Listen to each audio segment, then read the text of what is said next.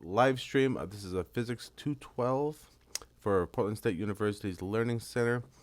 Today, we're going to talk about transformers. We're going to talk about induction, mainly self-inductance, mutual inductance, and go into like motional EMF and other fun topics like that. But first, I want to go through some links, useful links for the Learning Center's Facebook, Instagram, and website. This is going to be posted up in the chat for anybody who wants them, as well as an attendance sheet for this course. Definitely fill out that attendance sheet, and we'll let your teacher know that you were attending at this thing. I'll also post that at the end of the lecture as well. Let's get started talking about transformers a little bit. So transformers, so you can see in this diagram that I have on the screen, I'm going to zoom in on that a little bit. It's basically where we have two coils of wire surrounding around this central, usually an iron core. And it has that iron core is kind of this block, which is a loop.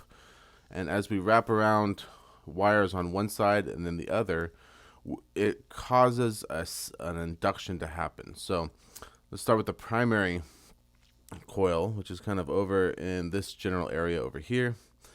This primary coil that wraps around here, as the current goes through there, especially if you have an alternating current, the alternating current creates a change in magnetic flux. And that change in magnetic flux causes there to be this current going through here around the transformer, which then causes a change in the magnetic flux inside of this secondary coil here.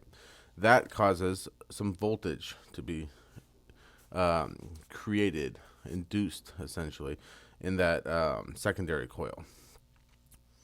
So it's a way to step up or step down the voltage of your primary signal. So whatever your primary voltage is, you're going to get a different voltage over here, and that voltage difference is going to be based off of the ratio between VP and VS.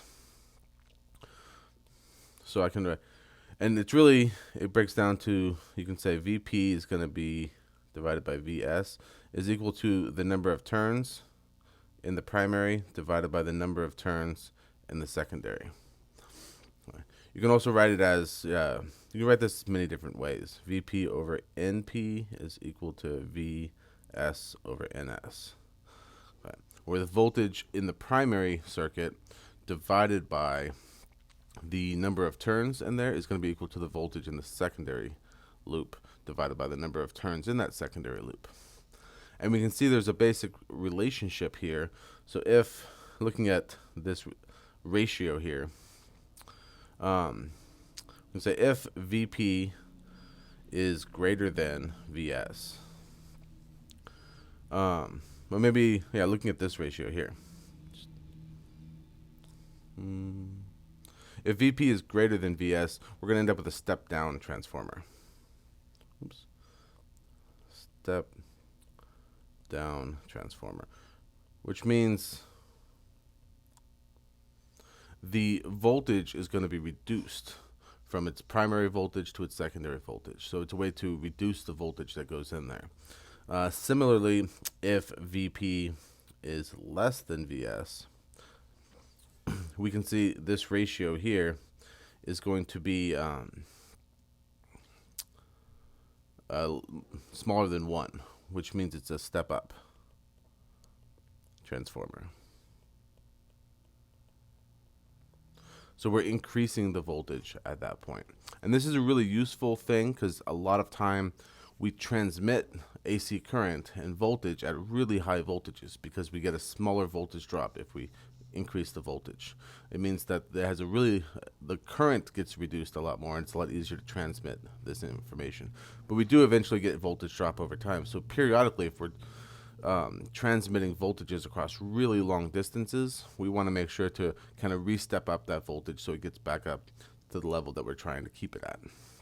Similarly, at the substations, we can actually decrease the voltage so we can spread it out more locally. And then, like, once your house, for example, is tied onto the main power line there, it steps down from about, what was it? residential voltage is less than 1,000 volts. So you still have several hundred volts going through the power lines that go down your street, for example. But once it ties into your house, it goes through a small transformer, which kind of steps it down to 120 volts, and you get two 120 volt lines coming into your house, which you can create this kind of 220 voltage out of. And we can see another key aspect of this is that the power in the primary is going to equal that power in the secondary. So if you remember, the definition that I like to use for power, at least, is the voltage times the current, right, is going to equal to the power in watts. And those need to be the same. So we're not going to lose any power when we step down through a transformer. All that energy is kind of conserved, save maybe a little bit of resistance in the wires themselves. But generally speaking, the voltage times the current is going to be the same for both of those two. And we can use that if we know the voltage of the primary and the voltage of the secondary. We can use that ratio to help find the current going into one or the other. And you'll see in this relationship, as the if the voltage gets decreased, the current has to go up, for example. So in step down transformers, usually the secondary coil has a larger current going through it.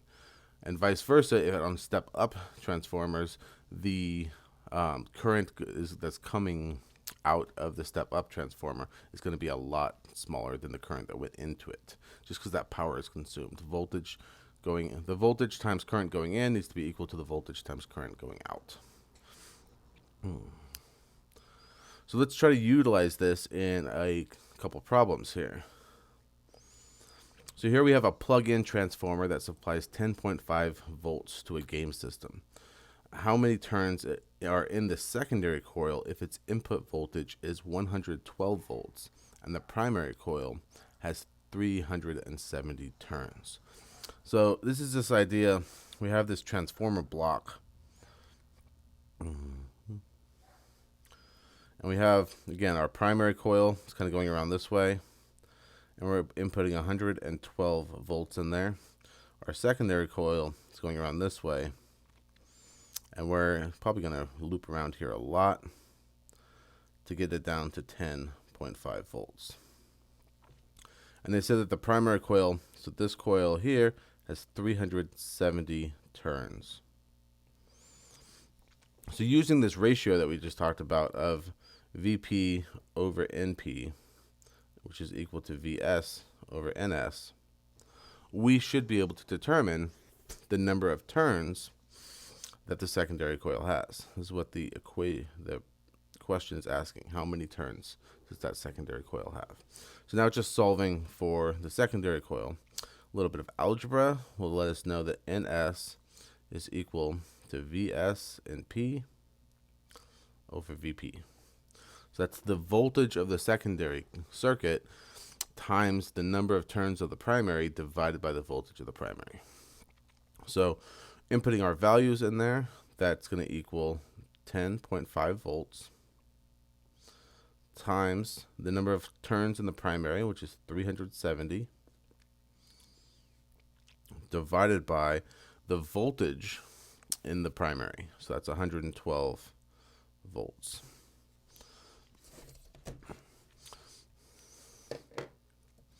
So we can plug that into our calculator. Say 10.5 times 370 divided by 112. Let me put my volts in there and volts in there. The units will cancel out anyway, so we'll get 34.68 turns. So really each turn should be like a discrete number. So we're going to call that just 35 turns.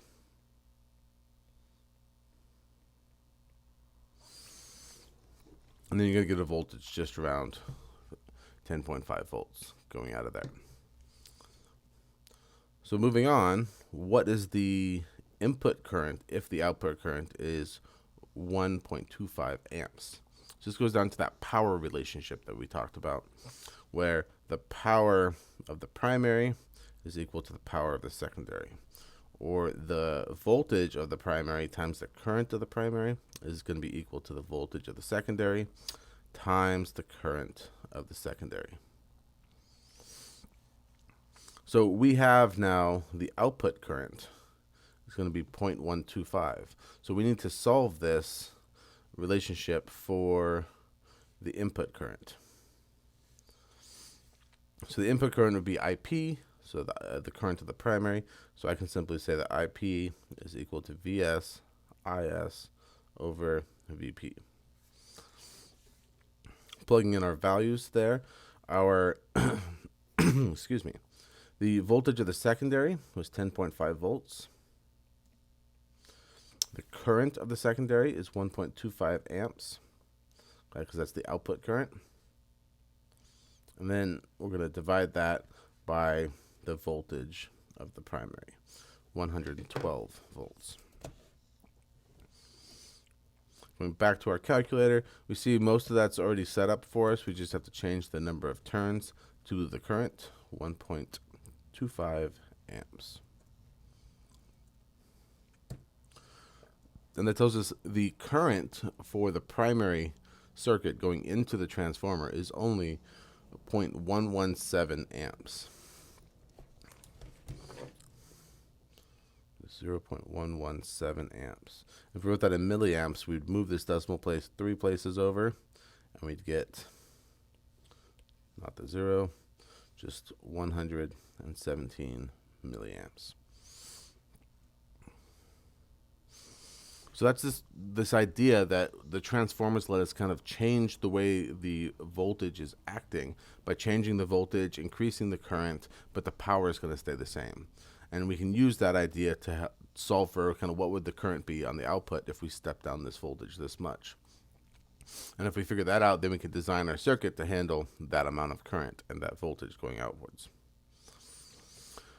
Let's talk a little bit about magnetic flux again. We touched on this last week. I just want to do a few kind of a recap real quickly. So we said that Faraday's law, which is the EMF, induced is negative to the change in magnetic flux per unit time. So any change in the magnetic flux or change in orientation of the area of the coil with respect to the magnetic field induces a voltage or EMF. So this kind of breaks down into this idea that flux of magnetism, or it's often written with a B, is equal to the integral B dot N. That's kind of a normal vector dA, which boils down to the basic idea of B a cosine of theta, where we have the magnitude of the magnetic field times the area, and then cosine of theta, where theta is the angle between the normal vector of that area, so the vector that shoots straight out from the surface. Drop my pen. So the vector that shoots straight out from the surface and the direction of the magnetic field. The angle between those is theta. And if we were to tilt that at an angle, essentially you'd end up with a little bit less of the magnetic field going through, and really you're only looking for the magnetic field that's perpendicular to the surface of the area coming through. So you just have that component that's actually perpendicular when you break it down into component form. Same idea, you end up with that cosine of theta. The induced EMF, or the voltage generated by a conductor or coil that's moving in a magnetic field, is this EMF, let's draw that a little bit better, is equal to the negative of the derivative of time, that same integral dA, which is just the negative of the magnetic flux dt. And that's for one term.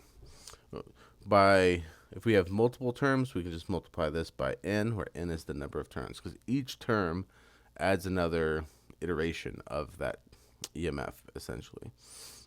And the units is going to be in Weber, which is denoted by a WB, which equals a Tesla per meter second squared. So let's try to apply this again to a problem. In this problem, the MRI technician moves his hand in a region of very low magnetic field. So like just kind of sitting here on Earth, we're at a fairly low magnetic field, relatively speaking, into an MRI scanner, which has 2.4 Tesla field, with his fingers pointing in the direction of the field. So he's kind of pointing inwards towards the direction of the field. We want to find the average EMF induced in his wedding ring. So he's pointing with his left hand then, if he wears it like I do. Given the diameter of that wedding ring is 1.8 centimeters. And assuming this takes 0.24 seconds to move into the field. So he's moving his hand into the field. It takes 0.24 seconds to move his hand in. He's got a wedding ring on. That wedding ring has a diameter of about 1.8 centimeters. And we need to find the average induced EMF. So like I was saying, the EMF is equal to the negative N d over dt. This could be magnetic. Where N is the number of turns. In this case, we have a single turn, just with one ring. And the change in flux can be denoted by, or flux in general, is going to be equal to B a cosine of theta. And since he's moving his hand in the direction of the field, the area of the ring is going to be perpendicular. The face of that area is perpendicular to it. So the normal vector is going to be in the same direction as the direction of the magnetic field. So theta, in this case, is going to equal 0. And cosine of theta is equal to 1. So that kind of eliminates this part of the term. It makes it simple because we're just multiplying by 1 there. And then we have to think about what is the change in flux and what is the change in time. So the change in time is easy. They tell us that. It's 0.24 seconds. Right? And the change in flux, I'm going to move that over here. So the d flux is going to be equal to basically B, because the magnetic field is not changing. But what is changing is the area. So as he moves his hand in more and more, the area of his hand, is the surface area, is going to change.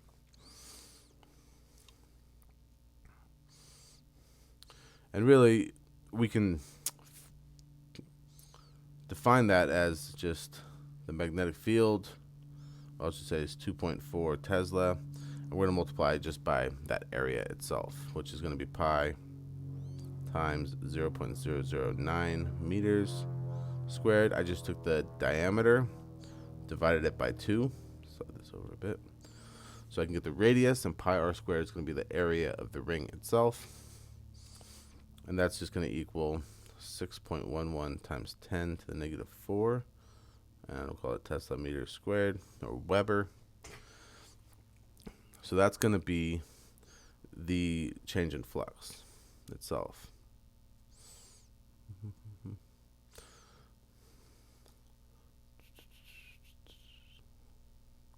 So we can take that idea now and plug it all into this equation I had up here. I'm going to change color for that.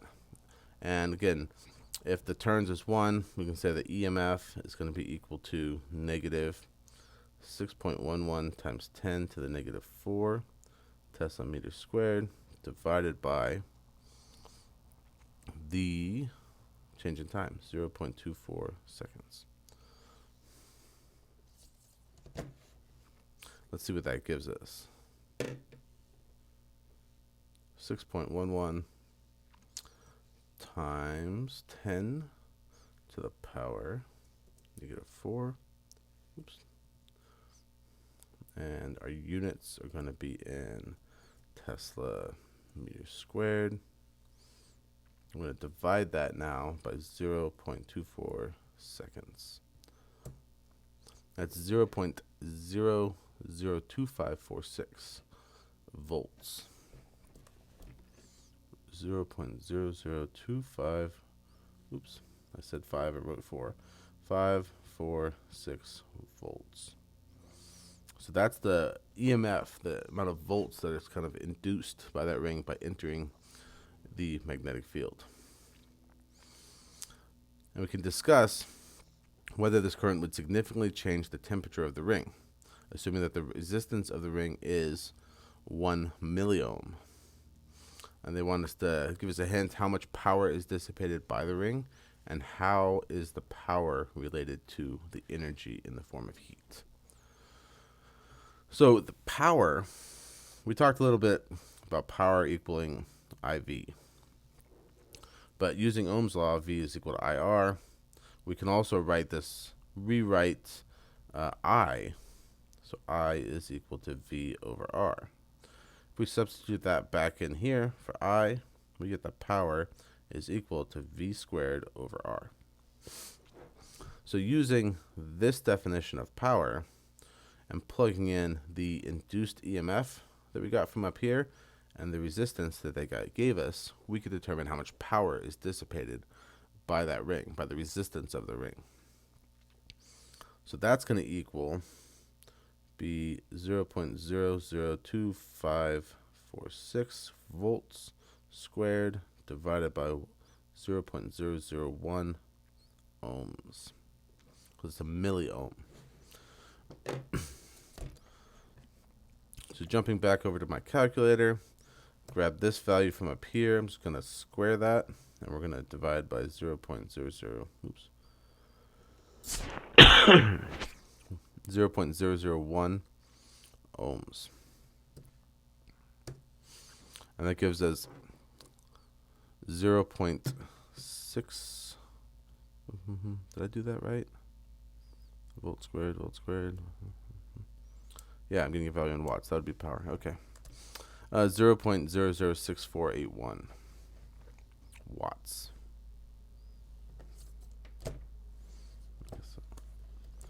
Equal to 0.006481 watts. So that's the power that's being dissipated by that.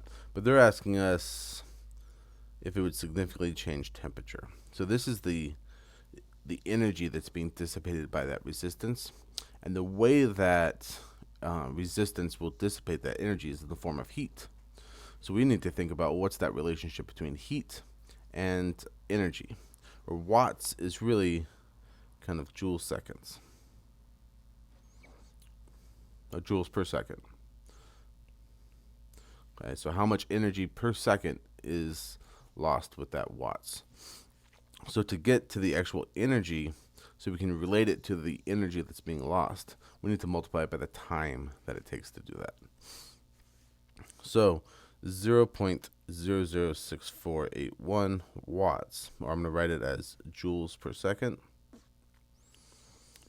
If I were to multiply that by 0.24 seconds, we should get the amount of energy that's actually released. And that energy that's released as heat energy, we just call Q usually for heat energy.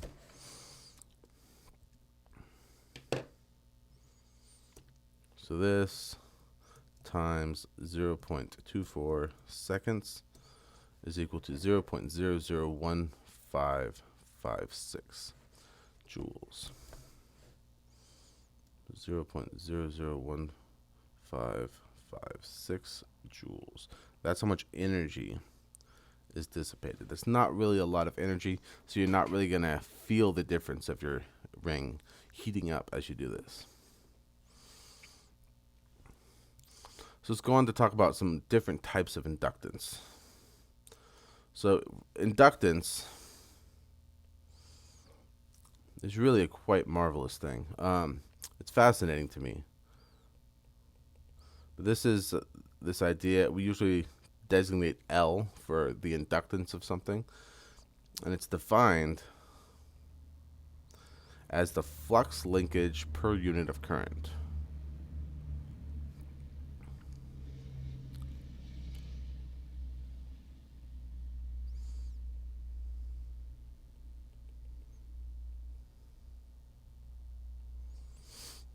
You might think, well, what does that mean really? Well, mathematically, we can write it as L is equal to the flux of the magnetic field per current, right? And we can put a little n next to that, where n is kind of the number of loops that each coil will induct. So if the current is changing, then it induces this EMF, right? And the EMF is going to equal to negative d in, let's write that as n d flux over dt. So how that flux changes over time, which if we combine these, is just going to be equal to negative L di over dt. So that flux is going to change based on the current. As the current changes, the inductor is going to induce this EMF. So this is kind of the induced EMF based on the inductance of a specific inductor. If we have a lot of loops of these, and they're packed together real tight, we end up with a solenoid, which is kind of this long string of magnetic wires. And that solenoid, we can say the inductance of a solenoid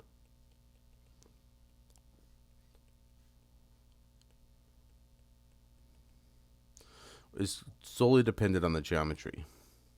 I'm going to write geometry.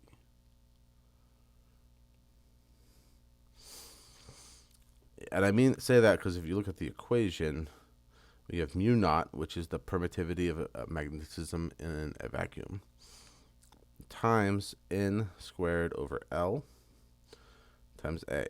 That's n is the number of loops that solenoid has in it. L is the length of the solenoid. So say it has 10,000 loops and it's a meter long, right? So n would be 10,000, L would be 1 meter. And then area is the radius of a cross section of that solenoid, because they're going in loops, like circular loops.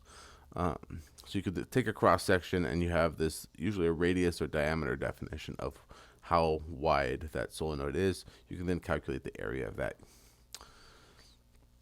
Sometimes this is written using little n. It's the same equation.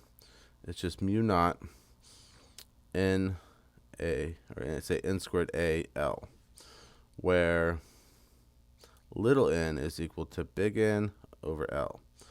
I know the big N, little n thing confuses me sometimes, but it's always, I like to use the number of loops specifically. Sometimes they just say, they don't tell you the length of it, they just tell you kind of the loop density, where it's like the number of loops per meter. So if you have this really long solenoid, you don't care how long it is, what you care about is the density of those loops, right? And that's where kind of this one comes in. And the only time you have to really worry about it is that. So you can divide by this little L and then figure out this inductance per meter.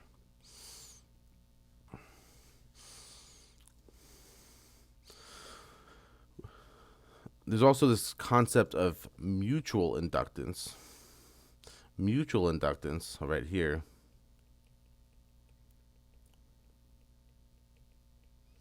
so when you have two coils that are kind of near each other, and you put an alternating current in there, that's just AC. So the current is changing constantly.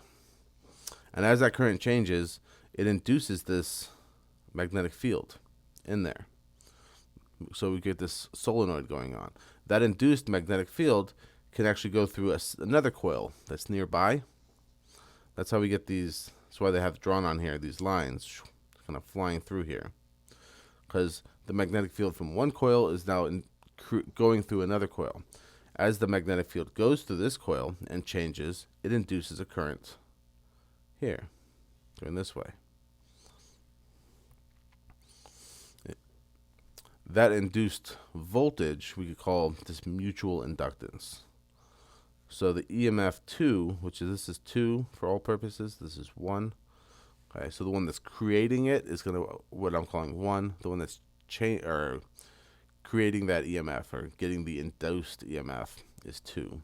It's going to equal some mutual inductance value times DI, or DI1 over dt. So the change in current of the first circuit divided by the change in time.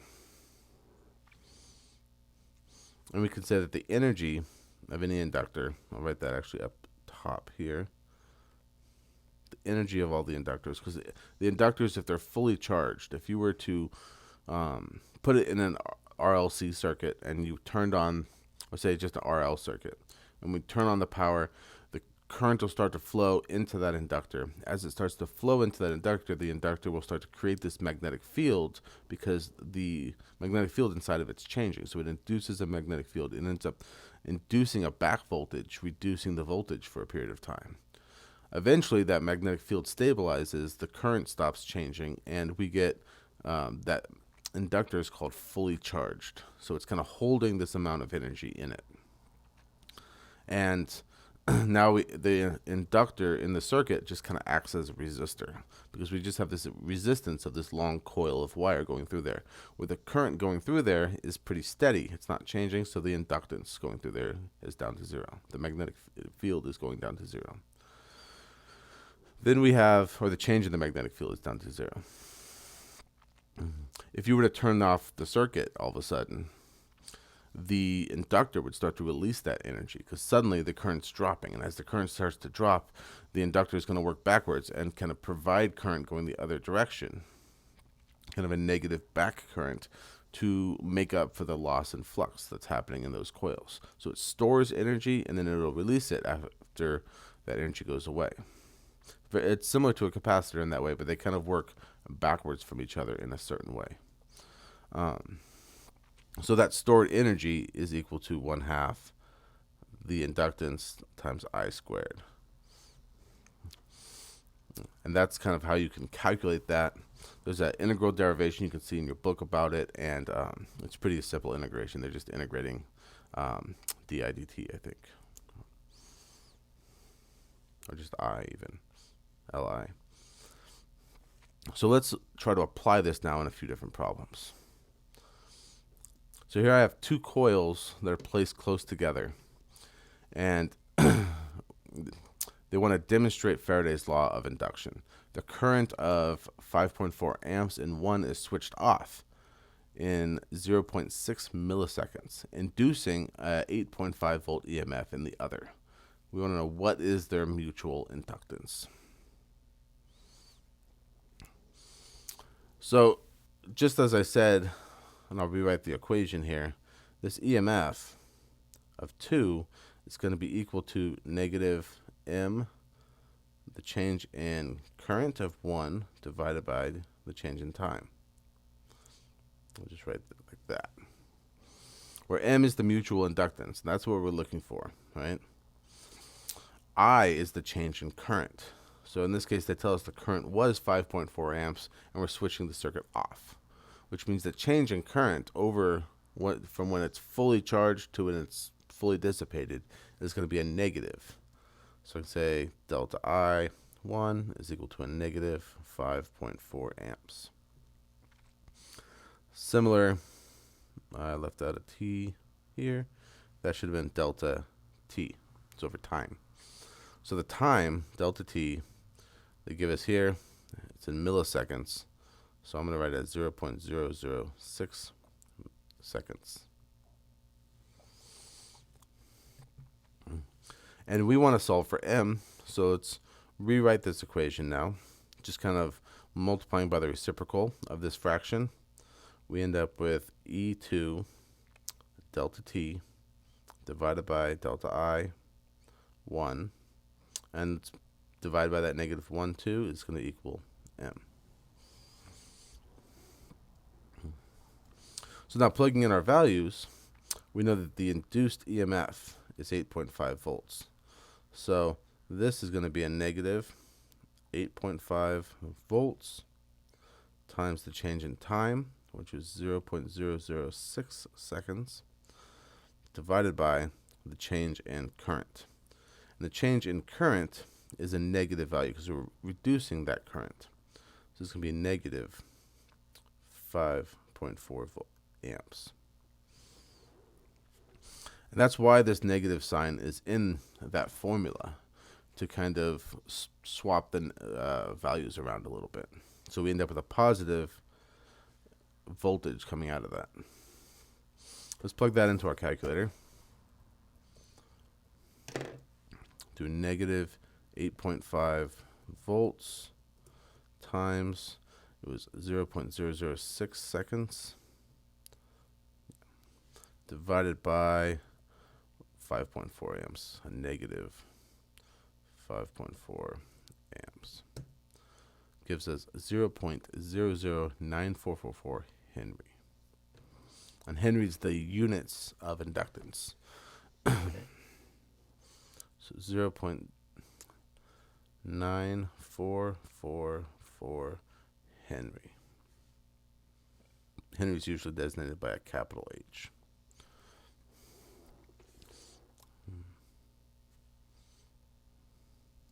Is that right? Nope, 0.00944. Oh, I wrote this wrong. Look at that. This was 0.6 millivolts, and I wrote 6 millivolts. So that changes by a factor of 10.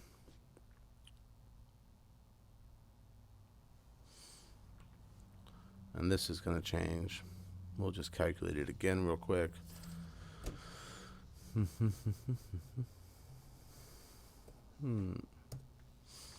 3 zeros, 944.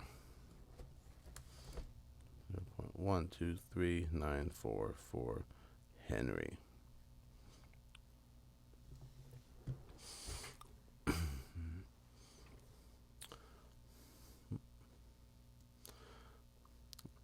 This problem, it deals with a large solenoid and it has a self-inductance of 29 Henry. So they're asking what induced EMF opposes shutting off when 80 amps of current through it is switched off in 75 milliseconds.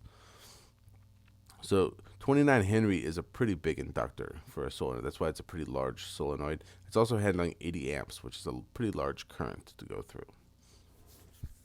So the induced EMF, which opposes shutting this off, we can use that equation for that, where the EMF is equal to the negative L di dt, where L is the inductance and di dt is the changing current over time. So I can write it as di is going to be equal to, well, negative 80 amps, because we're shutting this off, shutting off that current. If you're flipping it on, then it would be a positive, but we're shutting it off. So by shutting off that, we're going to have a negative 80 amps there. And dt, well, that's just equal to 0. Let's get this right this time, 75 milliseconds. Cool.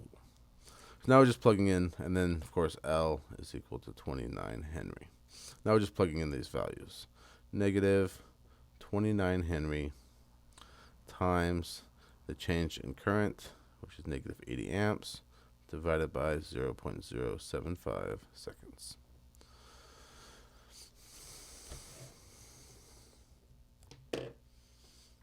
Negative 29 Henry.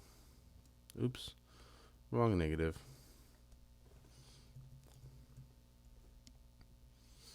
Times negative 80 amps divided by 0.075 seconds.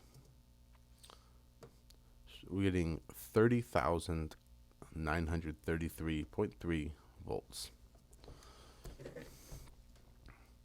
So that's 30,933.3 volts. That's a weird V, big V. Okay, so that's how much voltage is opposed to this. Essentially, because that current, when it's shut off, it creates this back voltage, just like an inductor does when it's turned on, and it has to fight that. So it actually releases voltage as it goes through, because it's all charged up, and then it gets released. And we ask how much energy is stored in the inductor at full current. So how much energy is there? But that was just equal, we said 1/2 L I squared. So that's 1/2 times 29 Henry times 80 amps squared.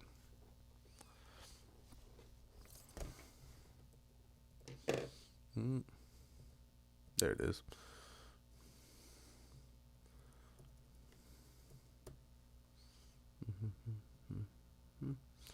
So I'm just putting a 2 down there, so it's like 1/2, and we have the 29 Henry times 80 amps. Put a parentheses around there so we can square it. We have 92,800 joules, so about 92.8 kilojoules.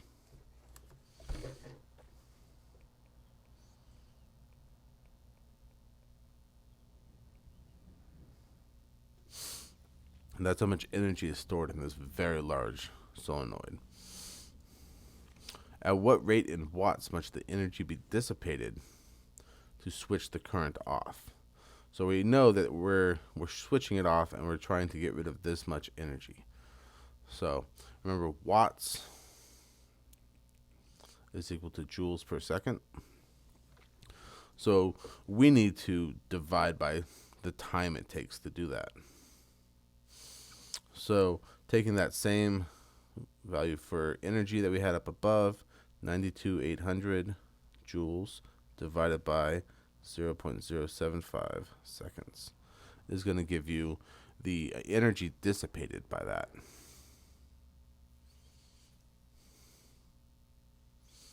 Or the rate, the energy dissipated is this, but the rate at which that energy is dissipated is going to be in watts. So plugging that in, this is our energy. We're going to divide by 0.075 seconds. And we're up to 1.24 megawatts. That's 10 to the negative 6 watts.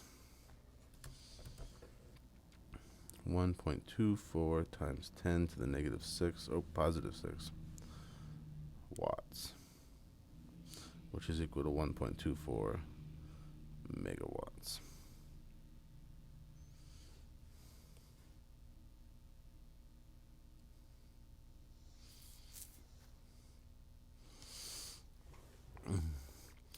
It's another problem. The heating coils in an air dryer are 0.88 centimeters in diameter, and they have a combined length of 0.6 meters and a total of 370 turns. What is their total self-inductance, assuming they act like a single solenoid? So the equation for our solenoid was L is equal to mu naught N squared over L times A, where in this case A is going to equal to pi r squared, which is pi times 0.88 centimeters. So I'm going to say that's 0.088 meters squared. I'm going to divide that by 2 actually, because we want the radius. They're telling us the diameter, which is just going to be equal to, again, I'm just cutting that diameter in half, 0.0044 meters squared. N is the number of turns, which is equal to 370. L is equal to the length, the combined length of the solenoid, which is 0.6 meters. Mu naught is just a standard constant of the universe. So mu naught is going to equal 1.26 times 10 to the negative 6. That's in the units of Henry per meter. Plugging these values in, we get the inductance is equal to 1.26 times 10 to the negative 6 H over M times N, that's 370, squared, times A, which is going to be pi. I'm going to move a little bit of things around, make some space. So pi times 0.0044 meters squared. And we're going to divide that whole thing by the length. In this case, L is 0.6 meters squared. Oh, meters, not squared. Yep, and yep. Okay. Unit-wise, Meters is going to cancel out with one of the meters for here, and then the other one's going to cancel out with that. So we're squaring that meters in the radius, so we need to make sure everything cancels out. My answer is going to be in Henry, which is what I like. Plugging this value into our equation, or into our calculator, 1.26 times 10 to the negative 6 units of Henry per meter. I'm going to multiply that by 370 squared. We'll multiply that by pi times 0.0044 meters squared.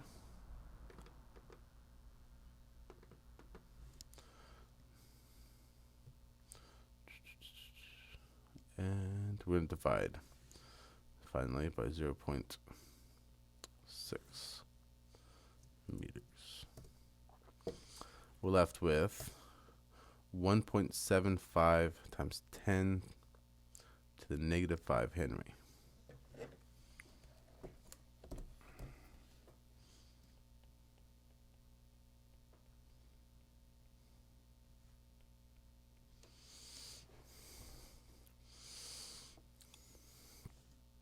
So that's the amount of self-inductance you're going to see in this hairdryer solenoid.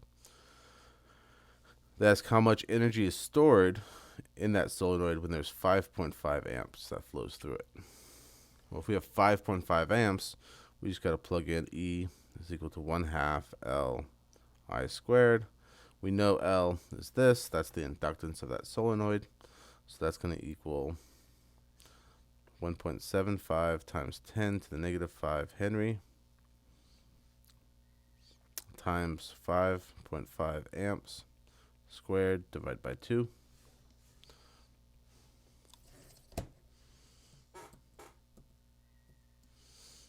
Taking this value I just got up there for Henry, we're going to multiply that by 5.5 amps squared and divide by 2.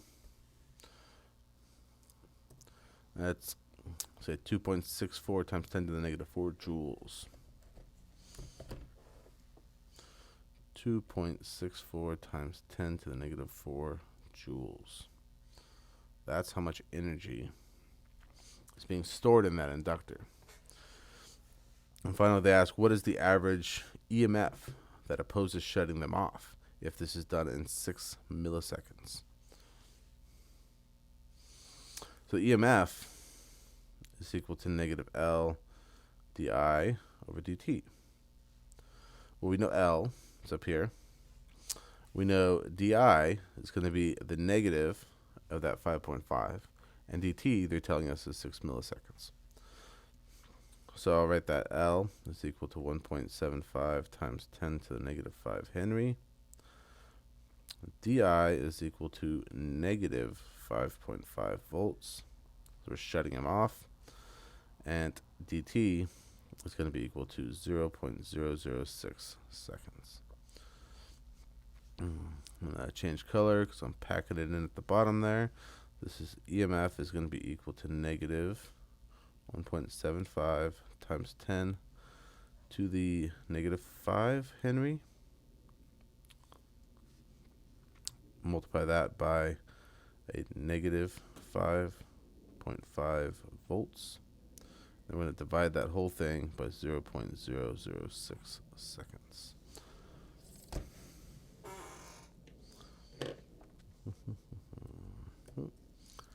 Grab our Henry from up top there. We need to make it negative. We're going to then multiply that by, well, it's a negative 5.5 amps, which is going to cancel out the negative in the front. Divide that by 0.006 seconds. And I need to put parentheses around that, or it's not going to like my units.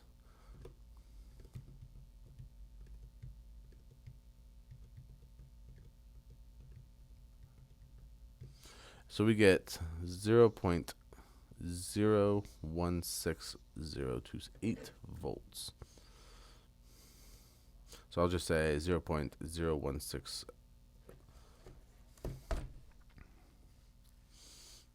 This is equal to 0.016 volts, which is equal to 16 millivolts. Just moving our decimal place 3 places over to the right to get millivolts. So that's the average EMF that opposes the shutting off of the circuit as the inductor is fully charged with the 5.5 amps. So we're going to review something I went over last week of motional EMF. So motional EMF is dependent on this idea of flux, the magnetic flux, which depends on 3 things. The magnetic field, which is the strength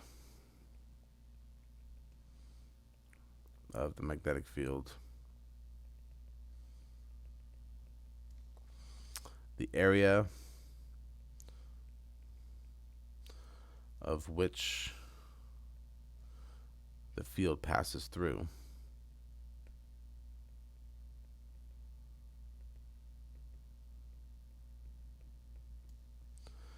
And the angle between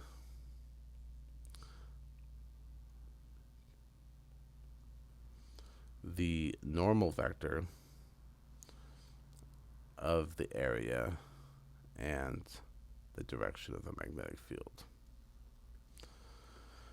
If any of those vary, the magnetic flux changes, right?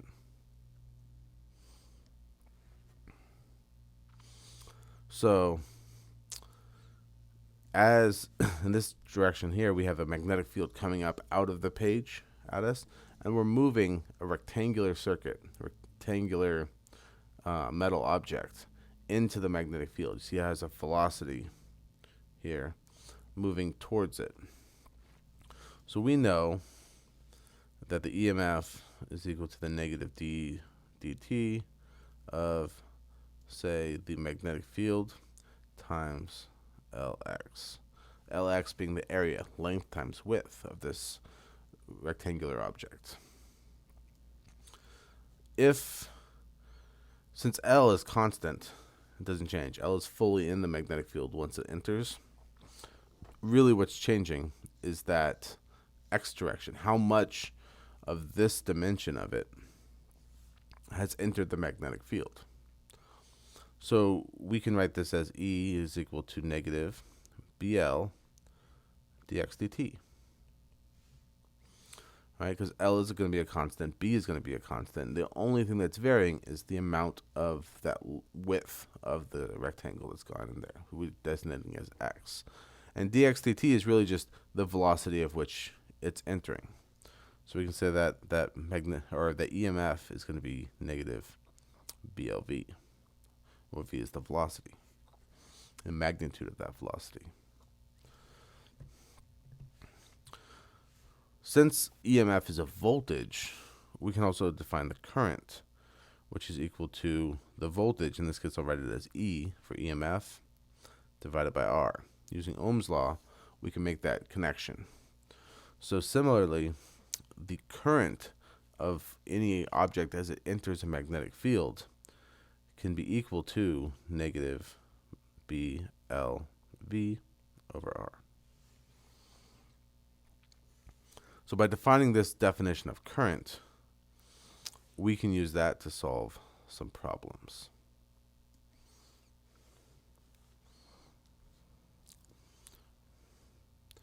So in this case, I have a 25 centimeter rod, which is moving at a rate of 5.7 meters per second in a plane perpendicular to the magnetic field. So the rod's moving, say, in a plane, and the plane is perpendicular to the magnetic field. So our cosine angle is going to be, it's going to end up being cosine of 1. That's the idea. So the angle is going to be 0 degrees.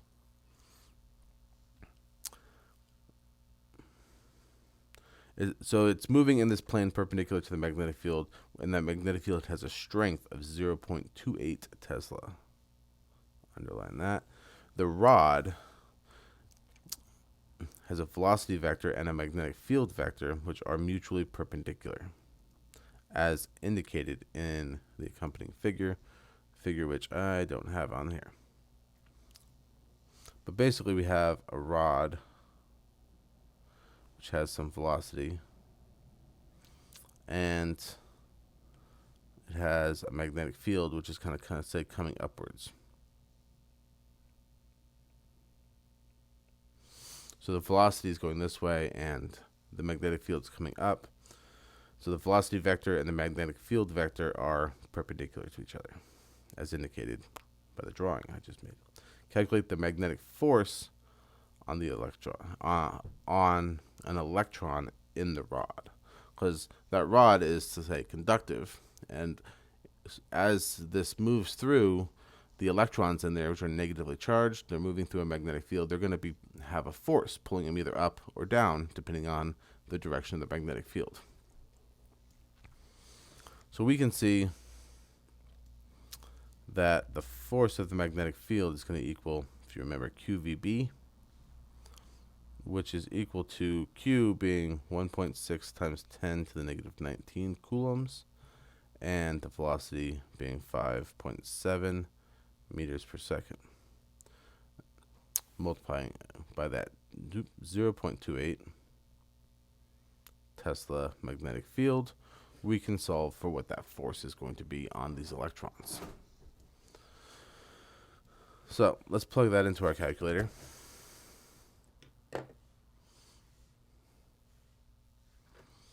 And we'll say that's 1.6 times 10 to the negative 19 coulombs. That's just the charge of an electron. Really, that should be a negative value, eh? Because negatives are negative, or electrons are negatively charged. I'm going to multiply that by 5.7 meters per second. Multiply that by 0.28 Tesla. So we get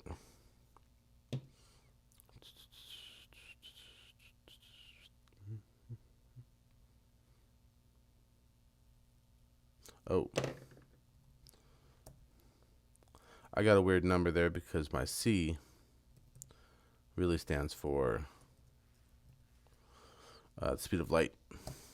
That's better. So we get a magnitude of 2.55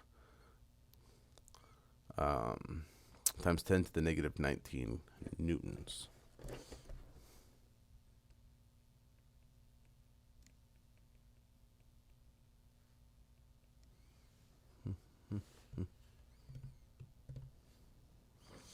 Ask which end of the rod, top or bottom, would be positive and which end of the rod, top or bottom, would be negative.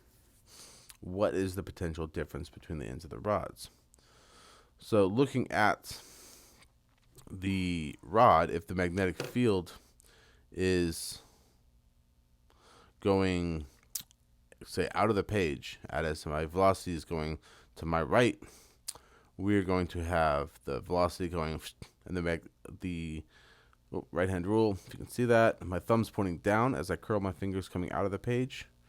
So the force going down is actually going to be for our positive charge. We're looking at electrons, which are negative. We're going to flip that back up. So the negative charges are going to stay on that side, where the positive charges are going to be left over here. So as the electrons move up towards the top, the bottom side is going to end up being a positive value. The potential voltage between those we can calculate through this EMF is equal to dB, or d flux over dt, which is going to be equal to the derivative of BLX, which we said is just equal to BLV.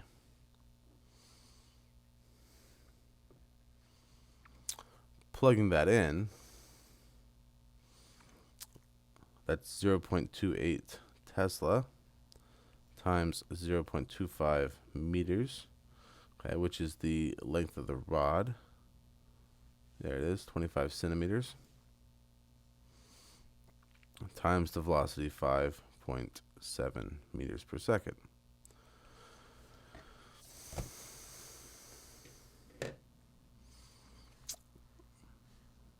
Doing this real quick because we're about out of time. 0.25 meters times 5.7. I think I got that right. Yep. That's 0.0399 volts.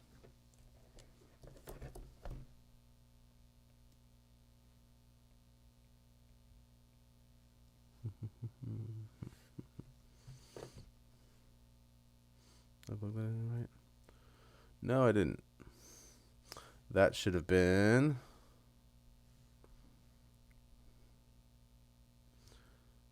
got an extra 0 in there, which just makes it 0.399 volts.